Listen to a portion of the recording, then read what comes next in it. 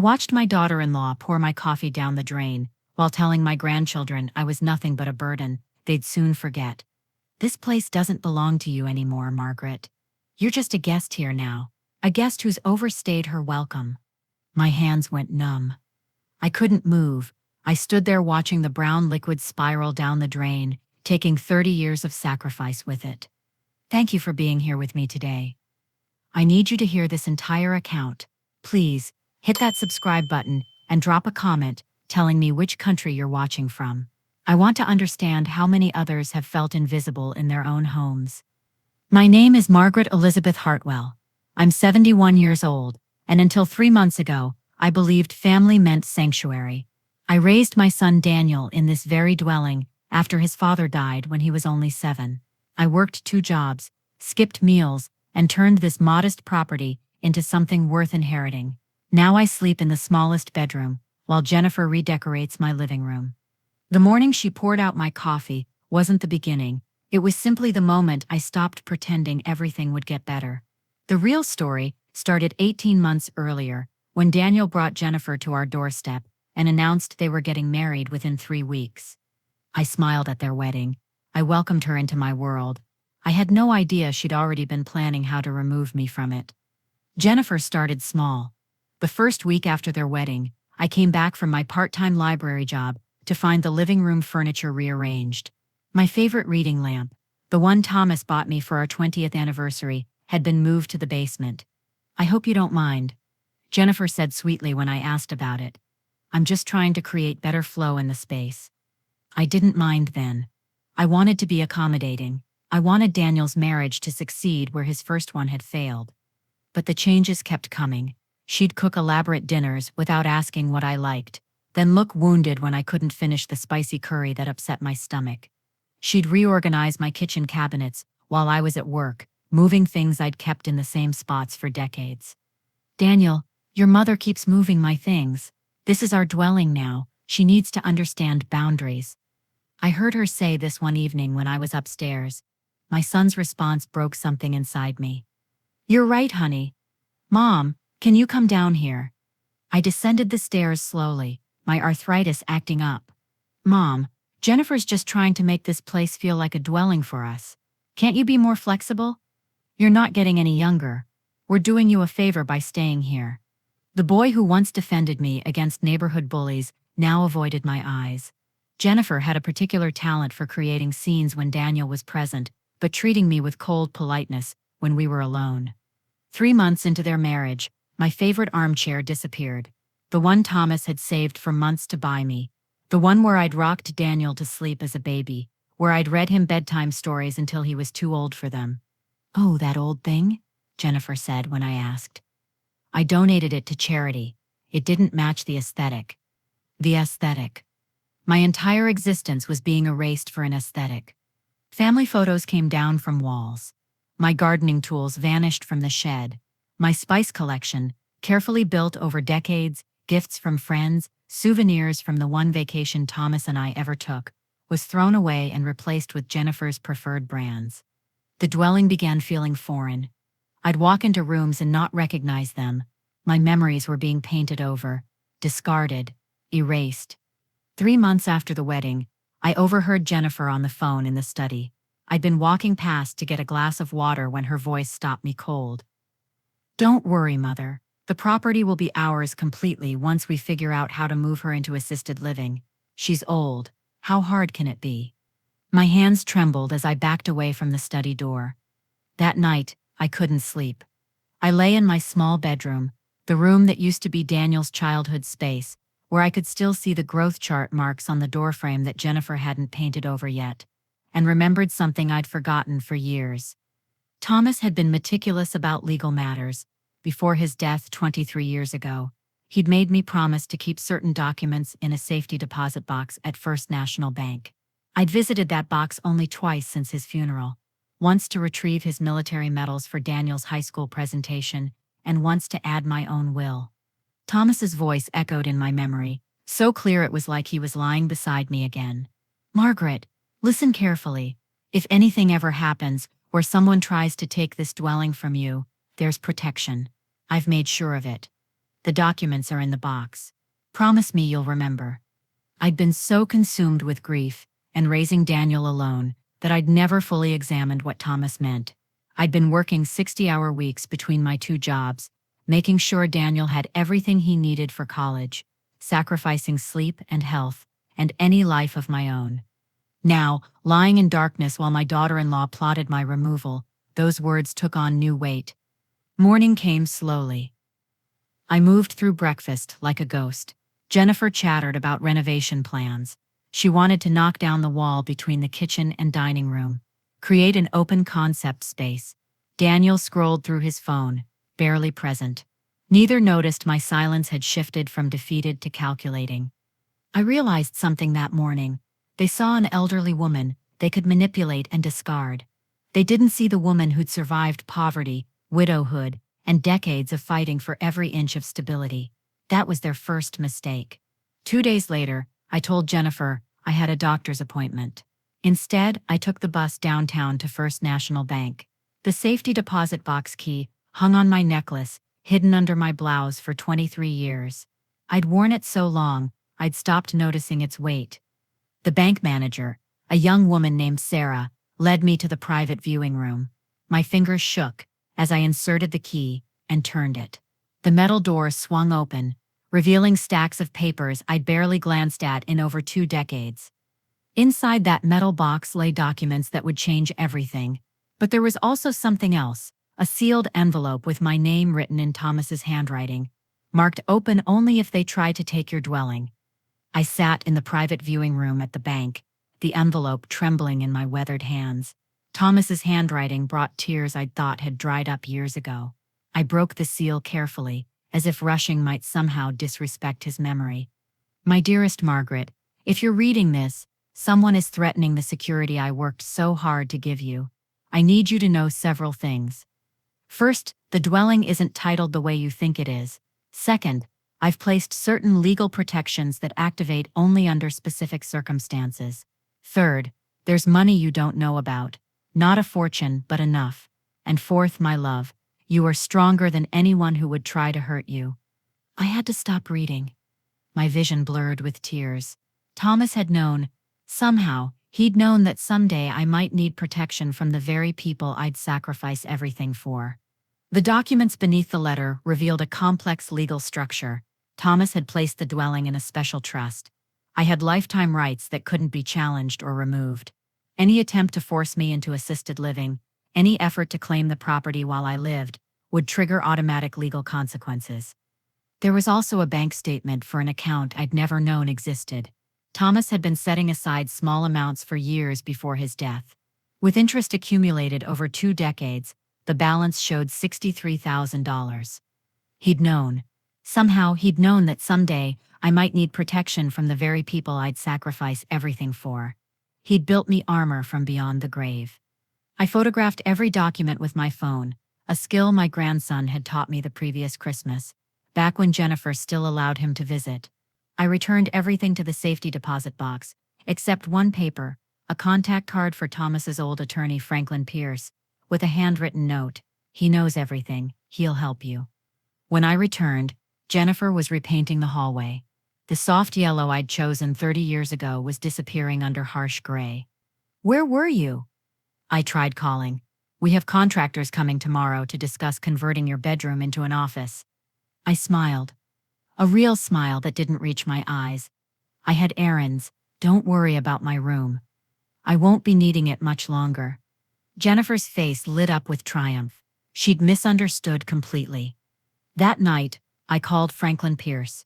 The phone rang 4 times before an elderly but sharp voice answered. "Mrs. Hartwell, I've been waiting 23 years for this phone call. Your husband made me promise to help you when the time came. Tell me everything." Franklin Pierce's office occupied the 3rd floor of an old building downtown. At 81, he still practiced law 3 days weekly, handling only cases that mattered to him personally. Thomas Hartwell's final wishes had mattered greatly. I sat across from Franklin, my hands folded in my lap. I recounted 18 months of systematic erasure. The furniture disappearing, the photographs removed, the conversations about assisted living. Jennifer's phone call about taking the property. Franklin listened without interrupting, occasionally making notes on a yellow legal pad. When I finished, he leaned back in his chair. Thomas anticipated this exact scenario. Not the specific people, but the situation. He'd seen it happen to his own mother. Your dwelling isn't just your dwelling, Margaret.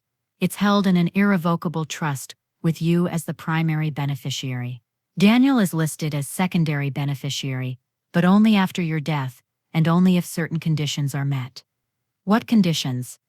The trust stipulates that if anyone attempts to remove you from the property through coercion, manipulation, or legal action while you remain mentally competent, they forfeit all inheritance rights. The property would instead transfer to a charity of your choosing. I felt something shift inside me. Not anger, something colder. Clarity. There's more, Franklin continued. Thomas also included a clause requiring any family member living in the dwelling to contribute financially or face eviction.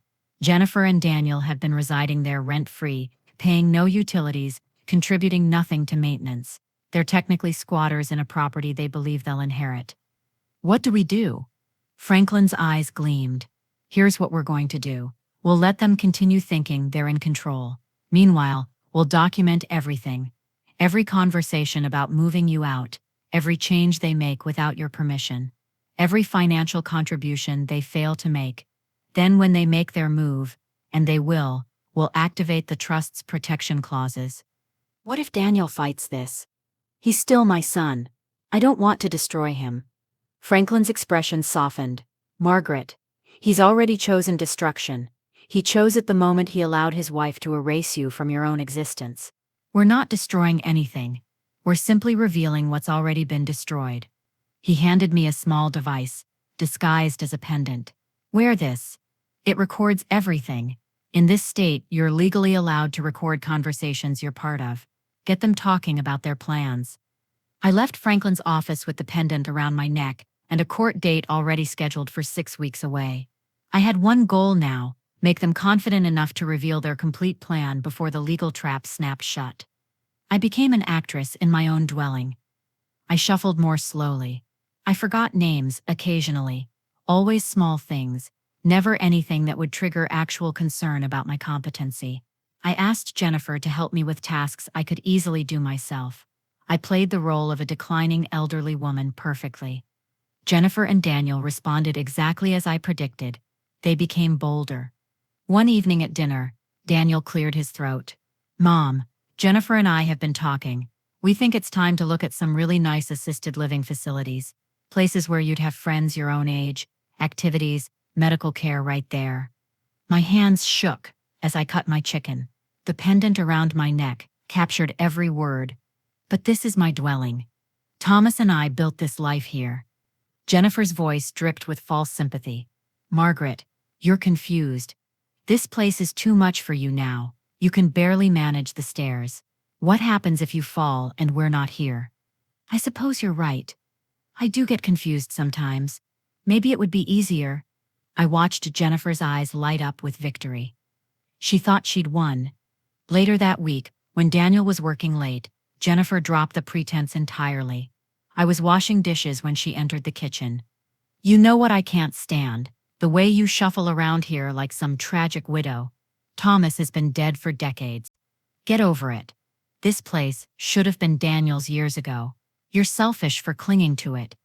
My hands stilled in the soapy water. The pendant around my neck captured every word. I've already picked out paint colors for your bedroom. Well, what will be my office? Cream with gold accents. Very sophisticated.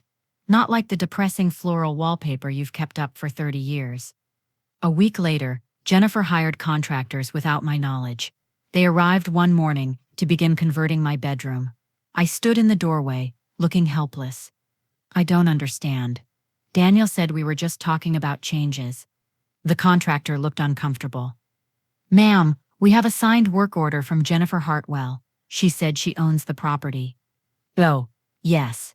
I must have forgotten. Please, go ahead. I retreated to the living room, but not before the pendant recorded Jennifer telling the contractor, "Don't mind her, she's not quite all there anymore. I'm handling everything now." That evening, I overheard Daniel and Jennifer in their bedroom. The pendant captured his words clearly. I feel bad sometimes, but Mom had her turn. She's old. She had a good life. It's our time now. Besides, the assisted living place is nice. She'll adjust. Old people always do. I'd given this man everything. I'd worked myself to exhaustion so he could have opportunities. I never had. I'd believed that love and sacrifice created unbreakable bonds. I'd been wrong. Love without respect is just convenient servitude. 2 weeks before the scheduled court date, Jennifer presented me with papers during breakfast. We found the perfect place, Meadowbrook Senior Living. They have an opening next month. You just need to sign these admission forms. I looked at the papers with trembling hands. Then I looked at Jennifer and Daniel, both watching me with barely concealed eagerness. I picked up the pen, and Jennifer's smile widened with victory. But I didn't sign. Instead, I said 5 words that made Jennifer's smile freeze. I think we need a lawyer. The family court hearing wasn't what Jennifer and Daniel anticipated. They'd expected a simple competency evaluation, perhaps a sympathetic judge who'd agree that I needed help managing my affairs.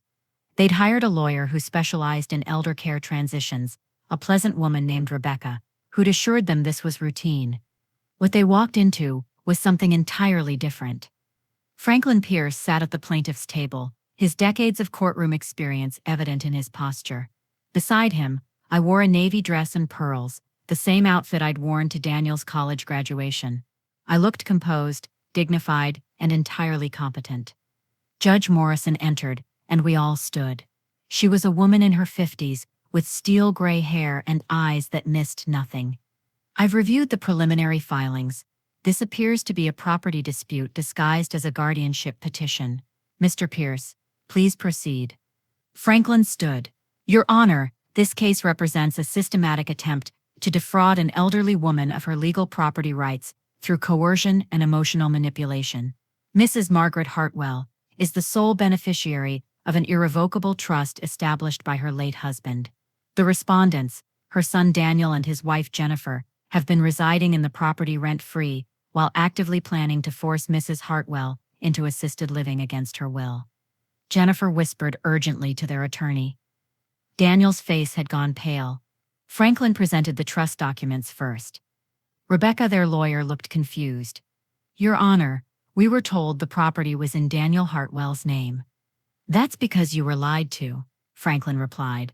The property has been in trust for 23 years. Your clients never owned it, never had any legal claim to it, and have been residing there under false pretenses. Then Franklin played the recordings. Jennifer's voice filled the courtroom. She's not quite all there anymore. I'm handling everything now. Daniel's voice followed. She's old. She had her good life. It's our time now. And most damning, Jennifer's phone conversation that I had overheard months ago. The property will be ours completely once we figure out how to move her into assisted living. Judge Morrison asked me to approach the witness stand. My voice was steady, clear, and heartbreaking. Your Honor, I raised my son alone after his father died. I worked 2 jobs. I went without so he could have. I believe that's what mothers do. I welcomed his wife into my dwelling because I wanted him to be happy. I didn't realize that my love would be seen as weakness, or that my dwelling would be viewed as something to steal rather than somewhere to belong. Jennifer stood up suddenly. This is ridiculous. That place is falling apart. She can't take care of it. We've been doing her a favor by staying there. Judge Morrison's gavel came down hard. Mrs. Hartwell, you'll remain seated and silent, or you'll be removed from this courtroom. Daniel tried to speak. Mom, we were just trying to help. You seemed confused. We thought... I looked at him directly for the first time that day. You thought I was weak enough to erase. You were mistaken. Judge Morrison reviewed the documents in silence for what felt like hours. Finally, she looked up. I'm prepared to issue my ruling. But first, I want to address something Mrs. Jennifer Hartwell said. She claimed the dwelling is falling apart. Mr. Pierce, do you have documentation of the property's current condition? Franklin smiled. Yes, Your Honor. And documentation of every unauthorized change the respondents made without the property owner's permission. Judge Morrison's ruling was methodical and devastating. She addressed each point of Franklin's case with precision, and with each statement, Jennifer and Daniel's faces grew paler. The trust documents are unambiguous. Margaret Elizabeth Hartwell holds lifetime beneficial interest in the property located at 847 Maple Street. No other party has any legal claim during her lifetime. The respondents' belief that they had ownership rights demonstrates either willful ignorance or intentional fraud. Jennifer gripped the table edge. Daniel stared at his hands. Furthermore, the trust stipulates that any family member residing in the property must contribute to its maintenance and upkeep. Records show that Daniel and Jennifer Hartwell have contributed $0 over 18 months of residence. They owe Mrs. Hartwell back rent calculated at fair market value, $48,000. Jennifer gasped audibly. Daniel gripped the table edge. Documentation shows that the respondents hired contractors and made significant alterations to the property without the owner's consent. They removed original fixtures, repainted rooms, and disposed of personal property belonging to Mrs. Hartwell. The estimated cost of restoration, $12,000. This amount is also owed. Judge Morrison looked directly at Jennifer and Daniel. Most seriously, the recorded evidence demonstrates a clear pattern of psychological abuse and attempted coercion. The respondents deliberately undermined Mrs. Hartwell's confidence, isolated her within her own dwelling, and conspired to remove her to an institution against her will for their financial benefit. She looked at Daniel and Jennifer with undisguised contempt. I've presided over many cases involving family exploitation. This ranks among the most callous. You didn't just attempt to steal property. You attempted to steal dignity, autonomy, and peace from a woman who sacrificed everything for you. Daniel and Jennifer Hartwell are hereby ordered to vacate 847 Maple Street. Within 14 days, they are ordered to pay Margaret Hartwell $60,000 in back rent and damages. They are prohibited from entering the property after vacating, except to retrieve their personal belongings, and such retrieval must be supervised. Judge Morrison continued. Additionally, due to their attempt to coerce Mrs. Hartwell out of her property, the trust's protective clause is now activated. Daniel Hartwell is removed as secondary beneficiary. Upon Mrs. Hartwell's eventual passing, the property will transfer according to her updated designation. Jennifer began crying, loud, dramatic sobs that echoed through the courtroom. This isn't fair. We gave up our apartment to take care of her. We were helping. Judge Morrison's voice turned icy. You gave up your apartment to live rent-free in a property you planned to steal. That's not caregiving. That's opportunism. Daniel's voice cracked. Mom, please, tell the judge this is a misunderstanding. We're family. I stood slowly. The entire courtroom watched as I approached Daniel. For a moment, I looked like I might embrace him. Instead, I spoke quietly, but my words carried. You stopped being my family. The day you decided I was disposable. Family protects. Family honors. Family remembers. You forgot all of those things. I haven't. Judge Morrison added one more directive. Mrs. Hartwell, you're granted a restraining order against both respondents. They may not contact you directly or indirectly for a period of 5 years. Violation will result in immediate arrest. As I walked out of the courtroom with Franklin, I heard Jennifer's voice behind me, shrill and desperate. You'll die alone. Nobody will want you now. You've destroyed your own family. I didn't turn around. I'd already destroyed nothing. I'd simply stopped pretending that poison was love. The 14 days before Daniel and Jennifer had to vacate were the strangest of my life. They moved through the dwelling like hostile ghosts, packing boxes with aggressive silence. Jennifer slammed cabinet doors. Daniel avoided looking at me entirely. Franklin had arranged for a court-appointed supervisor to be present during their packing hours. A stern woman named Patricia sat in the living room, documenting everything they took. Jennifer hated this most of all. I can't even pack my own things without being watched. Like a criminal? Patricia's response was flat. The court order requires supervision. If you'd like to dispute it, you can file a motion. Jennifer didn't file anything. She packed with furious efficiency. As they removed their belongings, I began reclaiming my space. The armchair Jennifer had donated reappeared. Franklin had tracked it down through the charity's records and purchased it back. My photographs returned to the walls. My spices restocked the kitchen. Word spread quickly in our small community. Neighbors who'd witnessed my gradual erasure now watched the reversal with satisfaction. Mrs. Chen from next door brought over a casserole. I wanted to say something so many times, but I didn't know if it was my place. I'm glad you fought back. I accepted the casserole with gratitude. Sometimes we have to fight for our right to exist in our own spaces. On day 11, Daniel tried to speak to me. I was watering plants in the garden when he approached. Mom, I know you're angry, but we can't leave things like this. I'm still your son. I continued watering. You're the person who shares my DNA and my last name. Whether you're my son is something you'll have to prove through actions, not words. Right now, you're just someone who tried to steal my dwelling. Jennifer pushed me into. I cut him off. Don't blame her for choices you made. You stood beside her. You agreed with her. You called me confused and said I'd had my turn. Those were your words, Daniel. Own them. On the final day, Jennifer left something on the kitchen counter, an envelope addressed to me.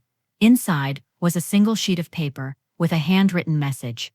You won this battle, but you lost the war. You'll spend your final years alone in this dwelling, and when you die, nobody will care. Daniel will move on. Your grandchildren will forget you. You chose property over family. I hope it keeps you warm at night. I read the note once, then placed it in a folder with all the other documentation from the case. I didn't cry. I didn't rage. I simply filed it away as evidence of who these people truly were. After they left, I walked through every room. The space felt larger somehow, as if their negativity had been physically occupying square footage. I opened windows. I lit candles. I played music for the first time in 18 months. That evening, my phone rang. Unknown number. I almost didn't answer. When I did, a young woman's voice came through, hesitant and hopeful. Grandma, it's Emma. I heard what happened. Can I come visit you? Emma arrived the next morning with a suitcase and tears in her eyes. She was 22. Daniel's daughter from his first marriage, a detail Jennifer had conveniently erased from family narratives. I hadn't seen Emma in 3 years, not since Jennifer had systematically cut off contact with Daniel's previous life. We stood in the doorway for a long moment before Emma broke. I'm so sorry, Grandma. Dad told me you didn't want to see me anymore. He said you were angry about the divorce, that you blamed me somehow. I believed him. I pulled my granddaughter into an embrace. None of that was true. I never stopped wanting you in my life. Over tea in the kitchen. My kitchen reclaimed and peaceful. Emma explained how Jennifer had slowly poisoned every relationship Daniel had from before their marriage.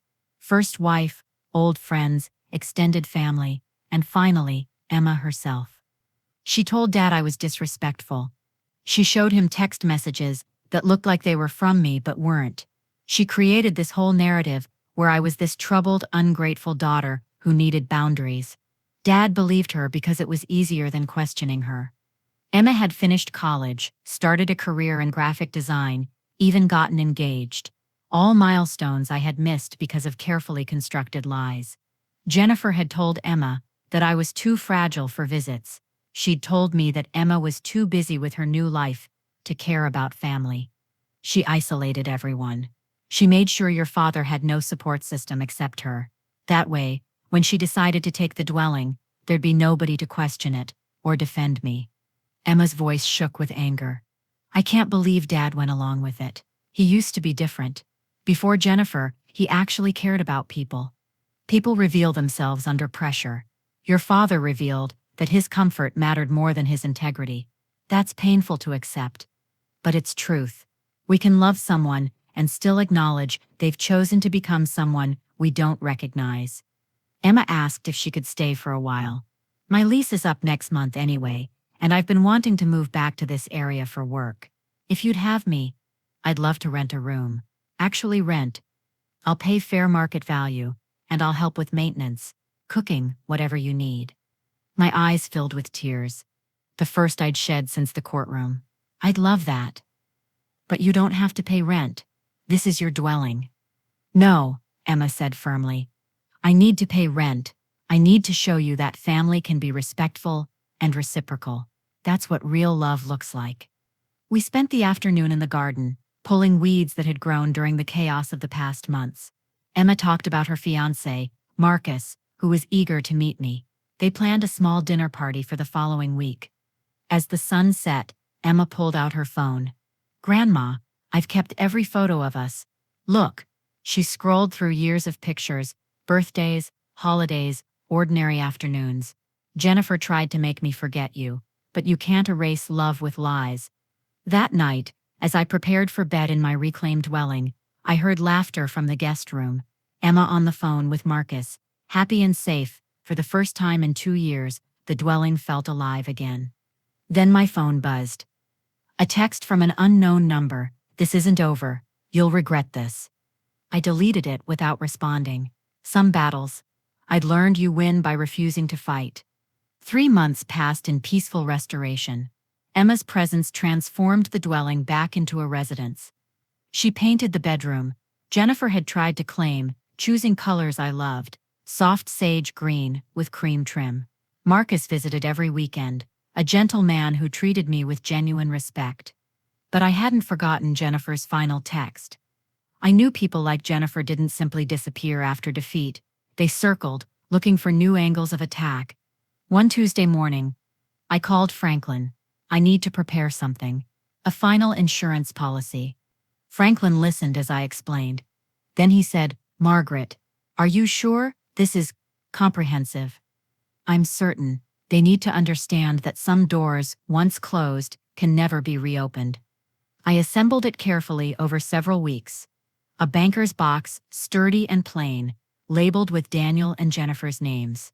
Inside, I placed complete documentation of every lie Jennifer had told, with dates and witnesses. Financial records showing the $60,000 they owed, still unpaid despite court orders. Copies of the recordings, transcribed and time-stamped. I wrote a letter in my clear handwriting, explaining exactly what the box represented, evidence of their character preserved permanently. I included a legal document stating that if they ever attempted to contact me, Emma, or any future family members with harassment or demands, this documentation would be submitted to their employers, their social circles, and their community. Franklin arranged for the box to be delivered by courier to Daniel and Jennifer's new apartment. The delivery required a signature. Jennifer signed for it at 2:47 p.m. on a Thursday afternoon. Attached to the box was a note in my handwriting. This box contains everything you tried to hide. It represents who you chose to become. You may never open it if you leave us in peace, but know that it exists. Know that your actions have been documented, preserved, and protected. You wanted my dwelling. You got nothing. You wanted my silence. You'll have it only as long as you've earned it. Stay away from my family. This is your only warning. For 2 weeks, nothing happened. Then Emma received a Facebook message from Jennifer's mother, whom she'd never met. Your grandmother is a vindictive old woman who's destroying my daughter's life. You should be ashamed. Emma showed me the message. My response was calm. Block her. They're testing boundaries. They want to see if we'll engage. Emma blocked the account. 1 month later, Daniel appeared at the dwelling. I saw him through the window, standing at the end of the driveway, not approaching, but clearly present. I called the police. The officer who responded was sympathetic. Ma'am, he's on a public sidewalk. Unless he approaches the property or attempts contact, we can't enforce the restraining order. I understood. I know. I wanted it documented that he was here. The officer made a report. Daniel left when the patrol car arrived. That evening, Emma and I added a security camera system to the dwelling. We positioned cameras at every entrance, every angle, not because I was afraid, but because I'd learned that protection requires vigilance. The box sat in Daniel and Jennifer's apartment, unopened, for 6 months. Then Jennifer made a mistake. She posted on social media, "Some people choose bitterness over family. Sad to watch." She tagged my name. Franklin saw it within an hour. Franklin called me immediately. She violated the agreement. The box documentation included a clause about public disparagement. She just triggered it. I sat in my garden, phone to my ear, surrounded by flowers I'd planted with Emma. What happens now? Now we decide if we want to pursue it. We could file for contempt. We could send the documentation to her employer. We could do exactly what the box promised. Or we let it go. Sometimes the greatest power is knowing you could destroy someone and choosing not to. The box exists. They know it exists. That might be punishment enough. I thought about the woman I'd been 2 years ago, exhausted, erased, desperate. I thought about the woman I'd become, strong, protected, surrounded by genuine love. I thought about Emma's laughter in the kitchen, Marcus's respectful presence at Sunday dinners, the peace I'd fought so hard to reclaim. Let it go, I said finally. Not because they deserve mercy, but because I deserve peace. The box exists. They'll spend the rest of their lives knowing it could open at any moment. That's enough. Franklin's voice was warm. Margaret, in 40 years of practicing law, I've rarely seen someone with your combination of strength and grace. Your husband chose well when he built those protections for you. Thomas knew me better than I knew myself, I replied. He knew I'd need armor, but he also knew I'd need wisdom to know when not to use it. I didn't respond to Jennifer's post. I didn't engage. I simply lived my life, visibly, and well. I posted photos of my garden. I shared pictures of dinners with Emma and Marcus. I documented joy without commentary. The contrast spoke louder than any argument could. 6 months later, Emma and Marcus married in my garden. 75 guests, celebrated under string lights and flowering trees. I wore lavender and cried happy tears as my granddaughter promised forever to a good man. Daniel and Jennifer were not invited. I had sent no announcement, no explanation, no acknowledgement. They simply didn't exist in this joy.